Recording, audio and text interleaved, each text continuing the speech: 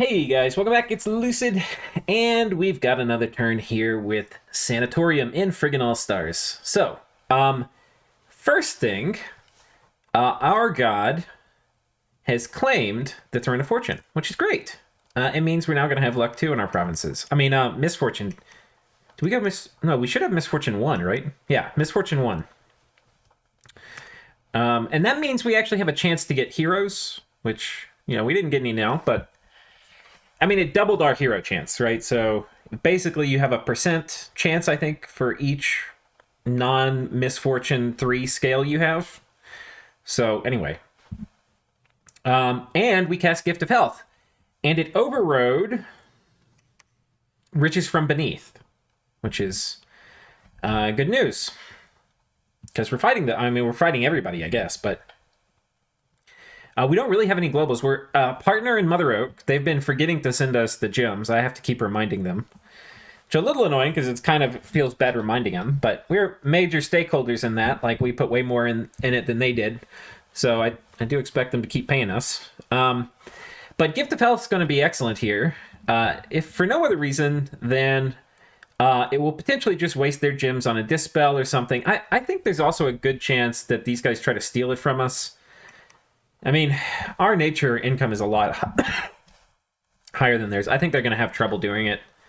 But anyway, we're about to start stealing all their globals. So we cast Cloud Trapeze. Okay, they shooting us with... I don't know what they're doing. This gnome here has a HP item. And Seeking Air is expensive. So anyway, they're casting a bunch of shit that's not doing anything. He sent some horrors at us. Those didn't do shit. Horrors aren't really that great against Long Dead. And then some birds at us that managed to kill a nurse. And then we got attacked by horrors here from a... This horror attack is not a spell. This is probably a lantern holder. And yeah, so basically that's the magic stuff. And then we get into the meat of the turn. And guys, I just have to tell you, this is painful. This is painful. And it's because I misunderstood. I thought I had tested this a while ago, and then I misremembered the results or something. Because, I can actually look it up. I'm sure I tested this a while ago. But basically... Sabbath Masters, like if you're Blood 2, with an extra slave, you can cast Life for Life. That was the thought. And it didn't end up working like that. Because if we look at the spell, Life for Life is... You need to be Blood 3 to cast it, right? Blood 3. And it takes 1 slave. But it costs... For those of you who don't know, how many gems it takes is directly related to fatigue cost. So what this actually costs is like 1.99 slaves. But it rounds down, so it's 1. So in theory, we should be able to put another slave in it, and then you could cast it in a small communion like we have. But it doesn't work, even though it should, by the rules of the game. However, clearly this was designed to be at 199 for a particular reason. Anyway, I thought I had tested this before, and it did work in these small communions, but apparently it doesn't. And I had a huge amount of my defense basically relying on that. So we'll watch some of these, but it's honestly painful for me to sit here and freaking watch. Because we would have just deleted this guy. He would be gone. We were perfectly set up to take all of his gear. Like, this would have been a beautiful thing. But they don't cast shit. They're just casting Holy Word. Yeah, they don't cast anything. It's so goddamn annoying. It's really tilting. It's really tilting. The good thing is there's not a lot of dryads that we have to deal with right now. But we basically are kind of getting massacred. We'll flip through these.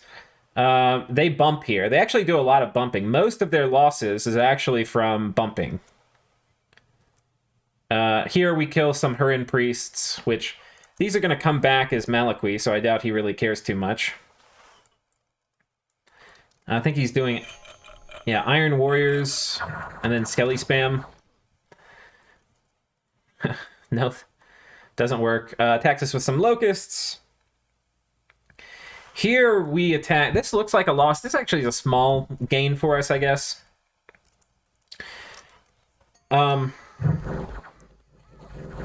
We kill a lot of these birds, and we also cause them to spend like 15, 20 slaves and imps.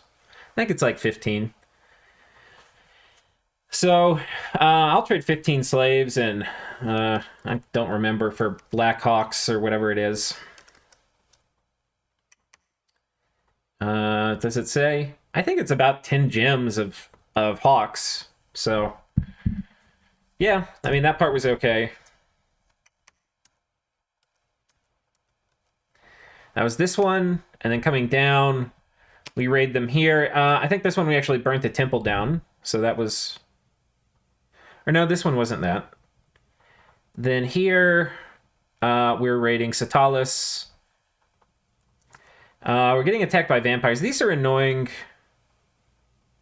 This is the same thing. I would have taken all this guy's gear. We had this like perfectly scripted, and then we got fucked by us being dumb. They bumped again back there. Here they bounced off a little bit of PD. Here we lose to one guy. I don't even honestly know how this happens.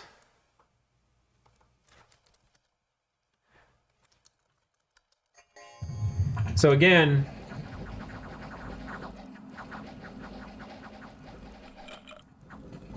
we would have life for life and killed him.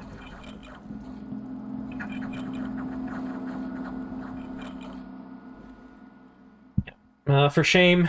For shame. So we lose about a turn of nurses.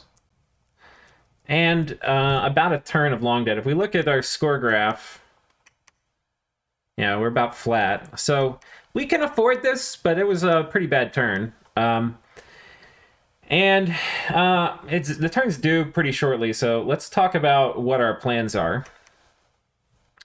Well, the nice thing, Gift of Health going up, even if I only have it for a few turns, just getting all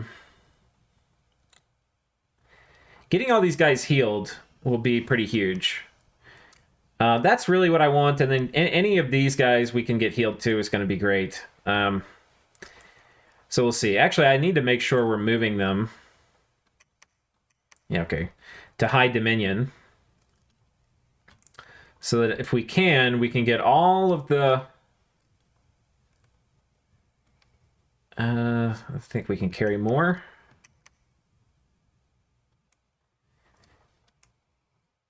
Okay, I think we're going to put them on this guy.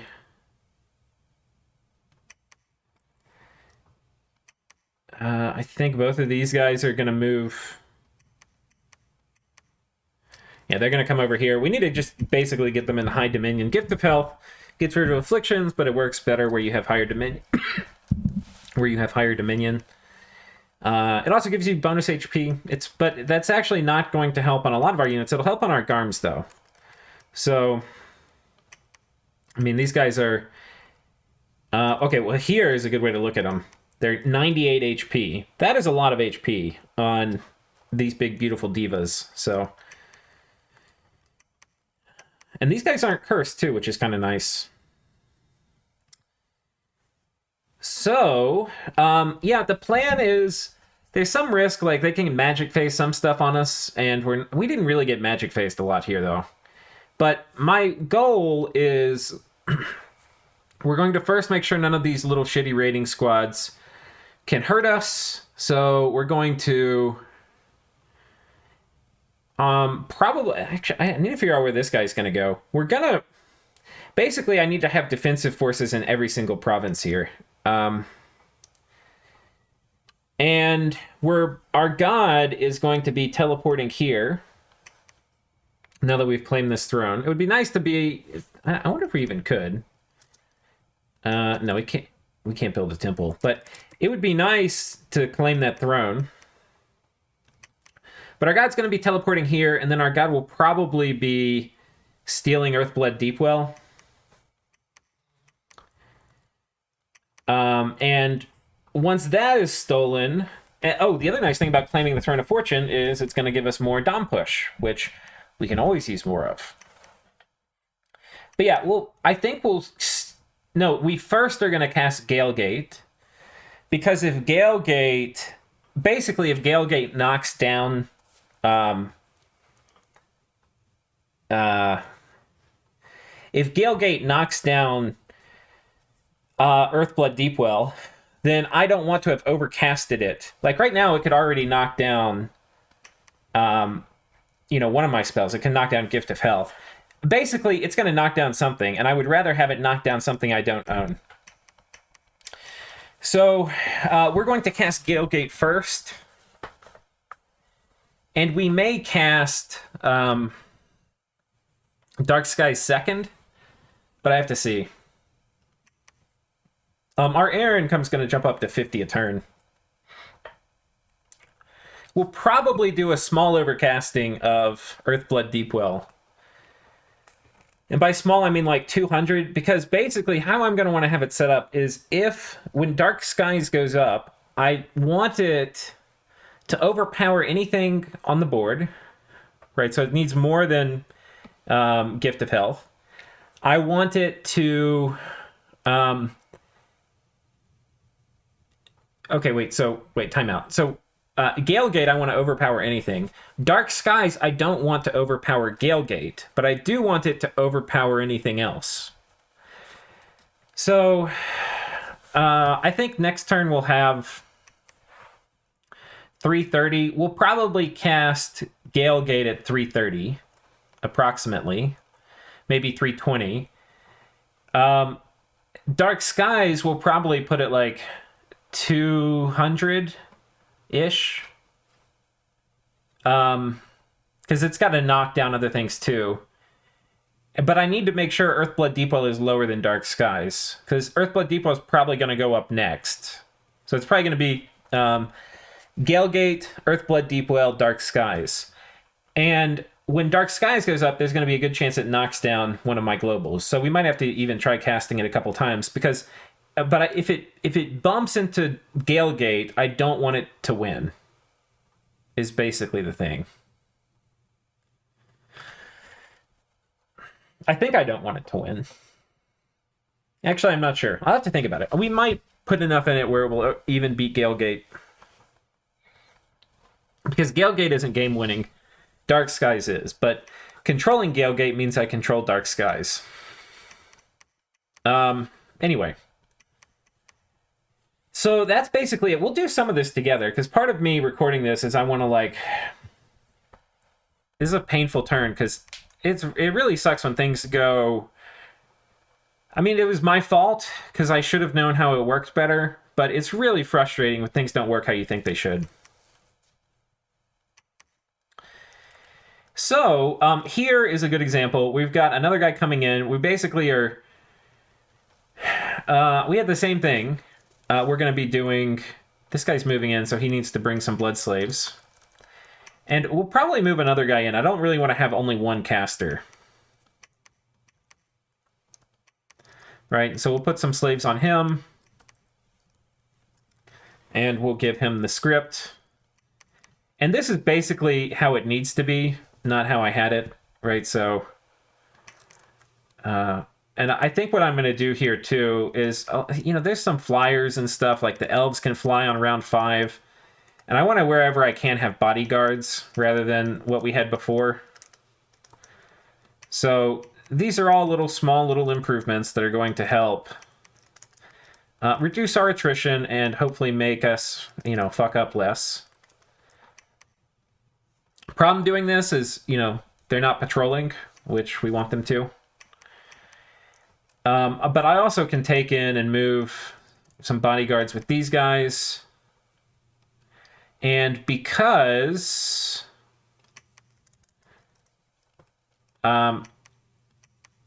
because I took some guys off of the little patrol dudes here, we're going to bring in some reinforcements. So anyway, this will be protected. Oh, by the way, we're seducing here. You can seduce vampire lords. They don't have perfect morale. They have pretty high morale, but... we have a pretty good chance, I think, to kill him. We'll just summon a fire elemental, phoenix power, and then incinerate. That should work. should work pretty good. This vampire we're mind hunting. This one, if he comes here, we're going to kill him with locusts. You know, I'm not... We can kill vampires with Cloud Trapezing Shaitan, too. Killing these demon locusts is actually a little tricky in the magic phase. I mean, I could just send, like, 2 times the demon locusts at them. How much PD were they doing? I think we attacked here, right? 6 PD. Well, I mean, that is a solution, sending 2 demon locusts. But I will probably break out of here. I'm magic phasing, so this is one of the groups that Groupazon sent at me, and it's a bunch of pretty weakly supported troops. It's Balin Stalin, the Blood Marshal, with 2 of these guys who aren't priests.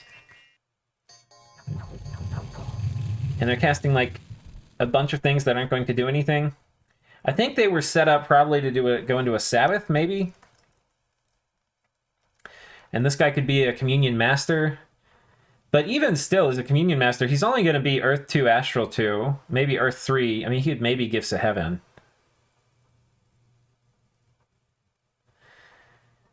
But, I mean, these guys, he'll burn them out pretty quickly. And we're going to send in somebody to kill this group, which doesn't really even care about Gifts of Heaven. Because he's a big, thick boy. We're sending in Epes. And Epes has 360 HP because we have Gift of Health up. He also has Heroic Battle Prowess, so he's got very high attack. And we're giving him a Vine Shield so that he's not going to actually regen until he gets knocked down below like 80 HP. Which I'm kind of thinking won't happen. We've given him the Iron Face. Boots of Quickness. He's going to just chop things to pieces. So that will be fun. But yeah, we basically lost all of our border territory, which I kind of expected. I just wanted to see what these guys were going to do. And we're also waiting for some of our troops and stuff to come back from this front. So anyway, that's happening. We're building a temple here. This will be our... I think we're only building 1 temple this turn. Okay, this will be our 26th temple. Our Dom Strength is up at 14 with a conflict bonus of 1, which is pretty good. Our Dominion score is starting to go nuts. This is what it really looks like when you're blood sacrificing like crazy. It's really a tipping point thing. Like, we started blood sacrificing like back here. Right? We're like, it's not really doing anything. What's happening?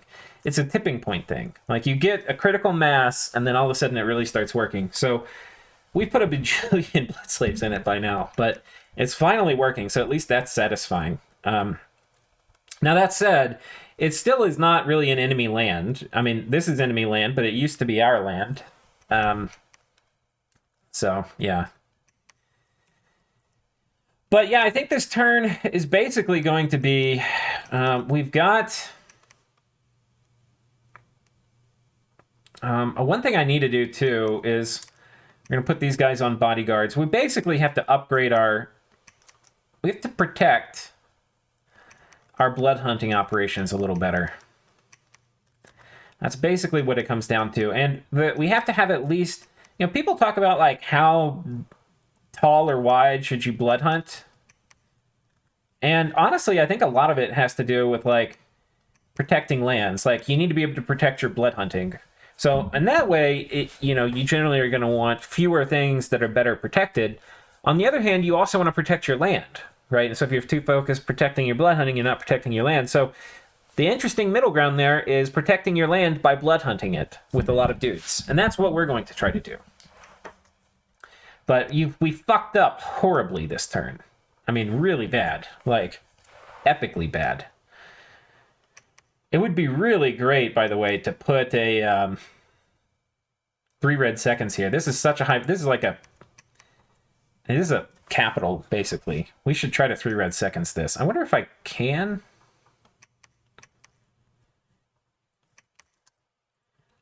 How much would it cost? 120, but we're getting a 10% discount. No, we can't do it. We're too poor, and we're going to be using slaves for other things. But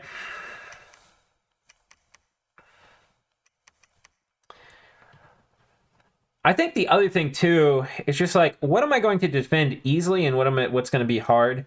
And I need to make sure we're defending this land easily. This stuff around ctalis is going to be hard. I think I'm not going to fight super hard for it.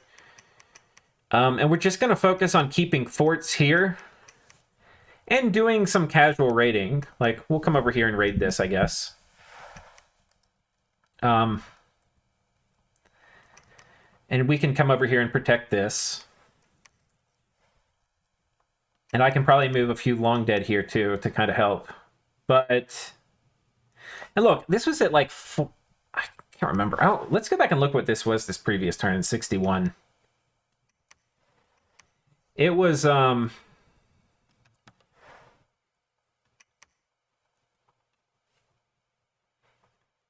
it was 4 enemy candles. It has one of our candles now. We had everybody preaching. One guy, I think, blood sacrificed, unless we forgot. But, yeah. I mean, guys, this is such an intense turn. This one gives me, like, a little bit of anxiety. Mostly, it's because this would have been an awesome turn if things worked how I thought they did. It's just, I misunderstood and I didn't test it. And it's just, like, my fucking blood hunting setup was... Feels bad, man. Feels real bad. Feels real freaking bad. The interesting thing that we can kind of see, too, is they're not really rolling out with armies. The only thing that may be an army is this. And we can't see it because they bumped here. But my guess, because his biggest forces was over here. My best guess is that this is an actual army. And the important thing for an army is that we have enough brains in a jar, which I think we have. And they have scouts here. I think what we'll do, if this is a low commitment something, we're going to kill it. So we're going to have enough people to do life after death. There's some interesting things about life after deathing these guys, which is these Centaur warriors have more HP than the Sid Lords. And I doubt they thought about this when they were building their nation. But it actually works great to make them like a sponge, to attract a bunch of aggressive spells that otherwise would kill the commander. A lot of times for many nations, like a thug or a lot of times, like there's like human mages are not high HP, right? But a lot of times, like if there's a thug in an army, you can snipe it with stuff like lifelong protection or other, spells are generally going to go towards them, not the chaff. But in this case, the centaurs are totally protecting him, which is kind of cool. Here he's got 2 Sid Lords. I wonder if we could magic phase on this.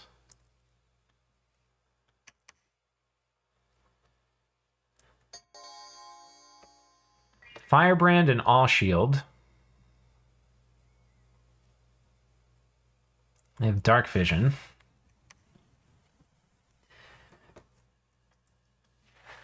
Frostbrand, Vine Shield, Hoof Javelin.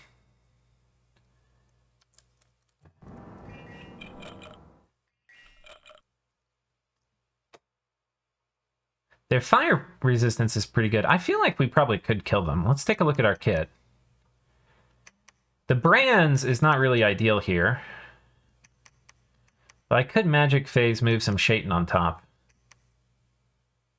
Just hitting them really fucking hard, I think is the best way. Like these things, a big two-handed... Like, look how much Shaitan do with one of these. 37 damage, 19 attack. Would this kill these guys? 19 attack. Let's take a look. 19 attack. 28 defense. That's almost never going to hit. They're not even blessed. 30 defense. So I think we need to make some... I want to be able to melee these guys.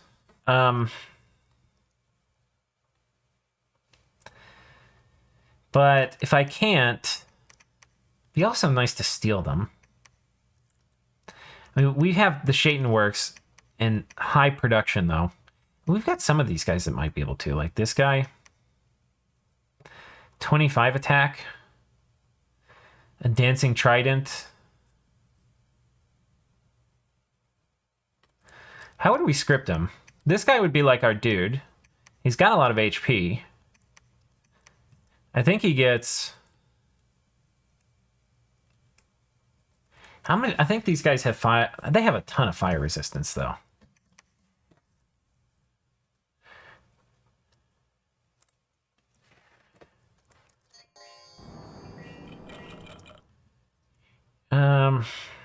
Yeah, a 10?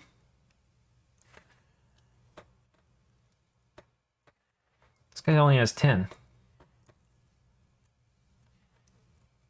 15 on this guy. I think we could maybe fire elemental him. I mean, we could also just drop this dude on him, and I'm pretty sure he'll just disrespect them.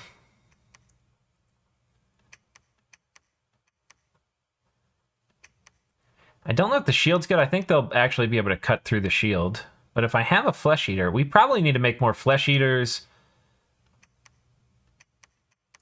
But yeah, I'm thinking like give this guy...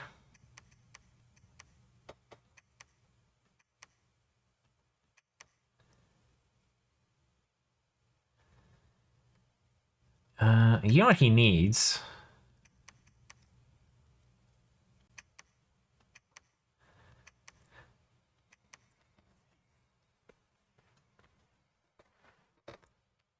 I think what we do is we send this guy in. And he can make it. And I think he does Blessing.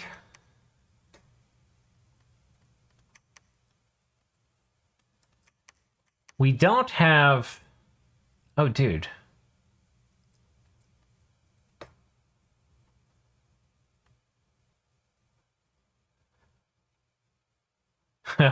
I'm thinking we can actually do a life for life communion.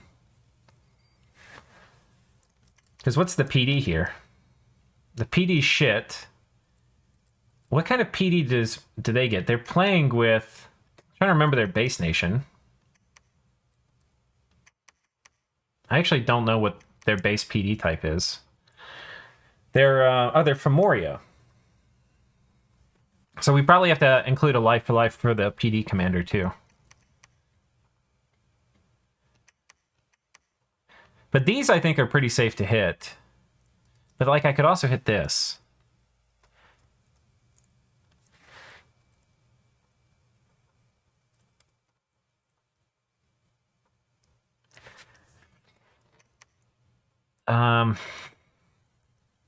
Honestly, this is the one that makes more sense to hit with life for life spam.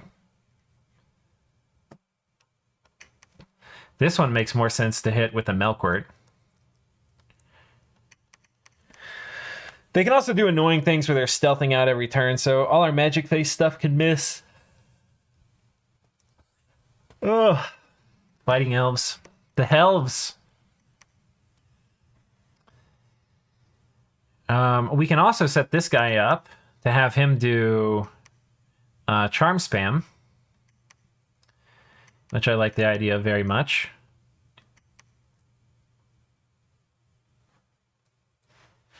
So I think we deploy a trap for him somewhere. We're not going to use our other guy who's holding up Gift of Health, but this guy, we definitely are going to use him. And I think... I think we'll use him here.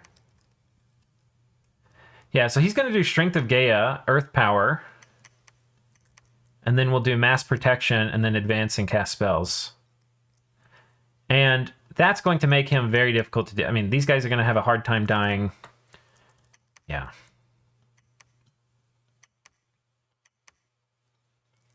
We might have to... I think some of our lab rats we're going to have to mobilize. Like some of these guys with lanterns, these lanterns are going to have to come off.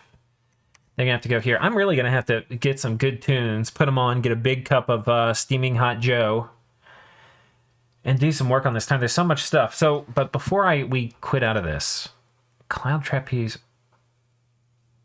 I mean, he will kill those elves. I feel like he's going to feel like this is safe, and he might not sneak these guys out.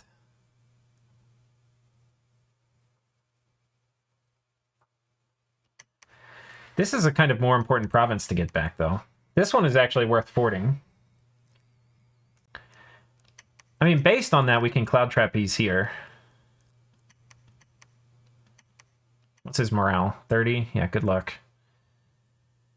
All right, so we Cloud Trapeze these guys here. I think these guys we hit with life for life.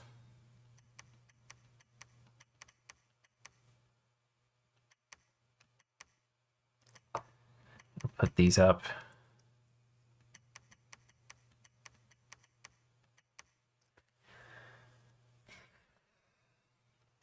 What type of PD does Gripazon have? Where do we attack? Here? A commander of Ulm, 14 HP. Some ways it's actually good when they have higher HP, because you can actually just one life for life will route the PD.